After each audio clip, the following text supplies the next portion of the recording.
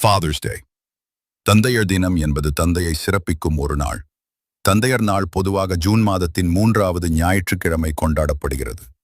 பரிசுத்த வேதாகமத்தில் வெளிப்படையாக தந்தையர் தினம் கொண்டாட்டம் குறிப்பிடப்படவில்லை.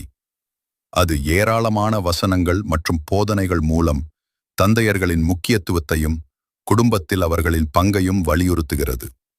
தகப்பன் மற்றும் தந்தையர் தினம் பற்றி பரிசுத்த வேதாகமத்தின் வசனங்கள் என்ன சொல்கிறது என்பதை இங்கே பார்ப்போம். எபேசியர் 6:4 பிதாக்களே, நீங்களும் உங்கள் பிள்ளைகளை கோபப்படுத்தாமல் கர்த்தருக்கேற்ற சிச்சையிலும் போதனையிலும் அவர்களை வளர்ப்பீர்களாக. நீதிமொழிகள் 1:8 என் மகனே, உன் தகப்பன் புத்தியைக் கேள், உன் தாயின் போதகத்தைத் தள்ளாதே.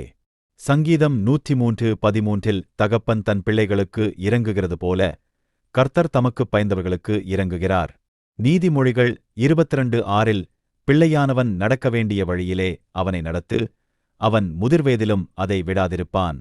நீதிமொழிகள் 23:22 உன்னை பெற்ற தகப்பனுக்குச் செவிகொடு, உன் தாய் வயது சென்றவளாகும்போது அவளை அசட்டை பண்ணாதே. நீதிமொழிகள் 23:24 நீதிமானுடைய தகப்பன் மிகவும் களிகூறுவான், நாணமுள்ள பிள்ளையை பெற்றவன் அவனால் மகிழ்வான். எபிரெயர் 12:7 நீங்கள் சிச்சையைச் சகிக்கிறவர்களாயிருந்தால் தேவன் உங்களை புத்திரராக எண்ணி நடத்துகிறார். தகப்பன் சிச்சியாத புத்திரனுண்டோ? நீதிமொழிகள் 17:6 பிள்ளைகளின் பிள்ளைகள் முதியோருக்கு கிரீடம், பிள்ளைகளின் மேன்மை அவர்கள் பிதாக்களே.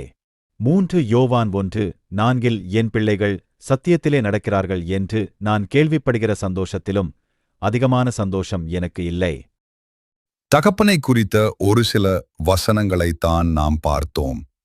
நீதிமொழிகள் 3:11-12 வசனங்களில் சொல்லியிருக்கிறபடி, என் மகனே மகளே, நீ கர்த்தருடைய சிட்சையை அற்பமாக எண்ணாதே, அவர் கடிந்து கொள்ளும்பேது சோர்ந்து பேகாதே. தகப்பன்தான் நேசிக்கிற புத்திரனை சிட்சிக்கிறது பால, கர்த்தரும் எவனிடத்தில் அன்பு கூறுகிறாரோ அவனை சிட்சிக்கிறார்.